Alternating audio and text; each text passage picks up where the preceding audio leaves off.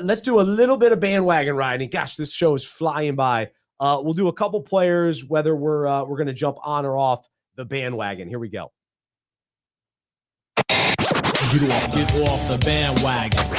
It's time for bandwagon riding. Getting on, getting off. Make up your mind, all right? All right, here we go. Panthers, bandwagon riding. Andy Dalton, are you jumping on or off? Do you want him on your fantasy rosters?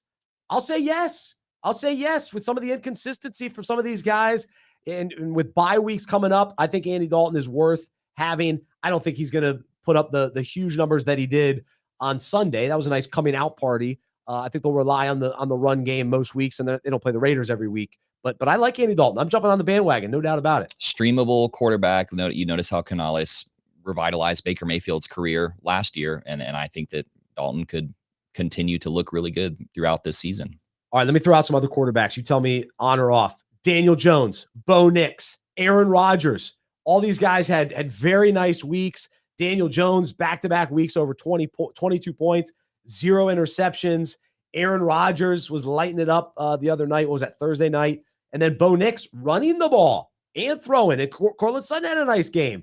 So who's bandwagon are you jumping on?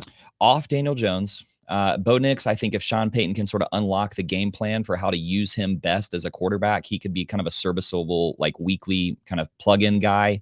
And then I think Aaron Rodgers, you're starting to see little signs of the Jets figuring it out on offense. And if he stays healthy, I think that he could be very good. So he's the one that I am the most trying to catch that bandwagon and jump on it before it leaves the station. I'm intrigued by Bo Nix a little bit. I am. I'm leaning toward jumping on his bandwagon. Right. He looks good this week. With Rodgers and the Jets, they got to run the ball. Breece Hall, I think as the season goes on, I think they got to lean on him a little bit more versus, hey, Rodgers light it up every week. All right, some receivers to talk about. You jumping on or off their bandwagon? Amari Cooper finally wakes up. Monster day for the Browns. Rome Odunze, his breakout game as a rookie. And then Calvin Austin III. Some people may say, who is that? Steelers wide receiver. He had over 20 points this week, 4 catches, 95 yards, and a touchdown.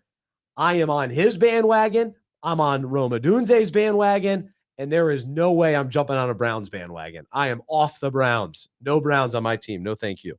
So what about for you? Yeah, Amari Cooper will be a good wide receiver consistently when Deshaun Watson gets benched, which is coming. But you might have missed your chance to buy low on him. He was dropped in one of my leagues, and I picked him up this week and feel pretty good about that. Rome Odunze, I just don't think you know what's going to happen when all 3 of their receivers are healthy. I think Odunze is a really good real-life receiver, but when Keenan Allen comes back, if DJ Moore keeps getting sort of upset about his lack of targets, every week it's going to be kind of Russian roulette, which one of these guys is going to get the most targets. And I just don't know if you can start him in fantasy with confidence, even though I think he'll be a great NFL receiver.